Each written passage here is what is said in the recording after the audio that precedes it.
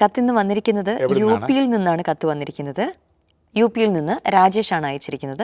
എന്താണ് രാജേഷ്? 8 വർഷമായി ഒരു ബിസിനസ് കൊണ്ടാണ് കഴിയുന്നത്. സ്വന്തമായിട്ട് വീടില്ല, വസ്തുവുമില്ല. ഇപ്പോൾ ബിസിനസ് മടുപ്പാണ്. നല്ല ഒരു സമയം എന്നുണ്ടാകും എന്നാണ് ചോദിക്കുന്നത്. പഠിപ്പ് കുറവാണ്, മറ്റ് ജോലി സാധ്യതയും കുറവാണെന്ന് അദ്ദേഹം പറഞ്ഞിട്ടുണ്ട്. പഠിപ്പ് കുറവാണ്, മറ്റ് ജോലി സാധ്യത കുറവാണ്. അതെ, ഇപ്പോൾ കച്ചവടമാണ്, അതും മടുപ്പാണ്. അതെ അതെ. പൂയം നക്ഷത്രമാണ്. 6 വയസ്സ് വരെ ശനിദശയും 23 വയസ്സ് വരെ ബുധദശാകാലവും 30 വയസ്സ് വരെ കേതുദശയും തുടർന്ന് 20 വർഷം അനഭ എന്ന യോഗവുമാണ്. ചന്ദ്രൻ നിൽക്കുന്ന രാശിയുടെ 12ാമത്തെ രാശിയിൽ ശുക്രൻ എന്ന ഗ്രഹം നിൽക്കുമ്പോൾ അനഭയായിത്തീരുന്നു. അനഭ യോഗം ഒരു വലിയ യോഗമാണ്.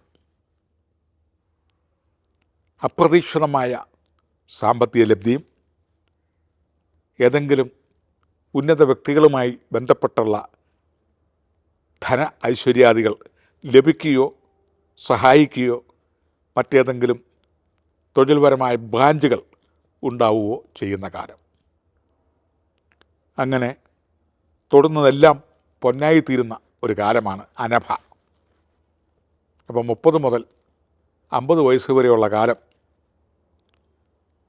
ഒത്തിരി ബ്രാഞ്ചുകൾ ഇദ്ദേഹത്തിന് ബോംബെ തന്നെയോ അല്ലെങ്കിൽ മറ്റ് നഗരങ്ങളിലോ പ്രാന്തപ്രദേശങ്ങളിലോ ഉണ്ടാകുവാനും ഇദ്ദേഹത്തിൻ്റെ വിൽപ്പനയുടെ 2-3 ഐറ്റങ്ങൾ സർവോപരി ജനങ്ങൾക്ക് സ്വീകാര്യമാകുകയും ഒരു നിത്യേന താങ്കളുടെ ഉൽപ്പന്നം മനുഷ്യർക്ക് അത്യന്താപേക്ഷിതം ആകുകയും അതിനു വേണ്ട എല്ലാവിധ പ്രോത്സാഹനവും ജനങ്ങളിൽ നിന്നും ഗവൺമെൻറ്റിൽ നിന്നും ഒക്കെ ഉണ്ടായി അഭിവൃദ്ധിപ്പെടുകയും ചെയ്യേണ്ട ഒരു കാലഘട്ടമാണ് 30 മുതൽ 50 വരെയുള്ള അനഭ ശുക്രദശാകാലം.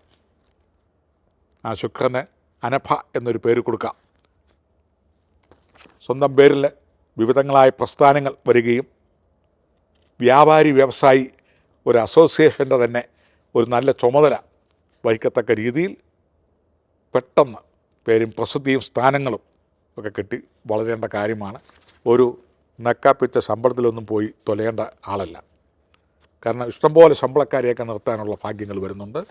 അങ്ങയുടെ ഉൽപ്പന്നങ്ങൾ ജനോപകാരപ്രദമായി ഈ നൂറ്റാണ്ടിൽ മനുഷ്യർക്ക് ആവശ്യമുള്ള ഉൽപ്പന്നങ്ങൾ ഉണ്ടാക്കി അതൊക്കെ വിൽപ്പന ചെയ്യാൻ പരിശീലിക്കുക.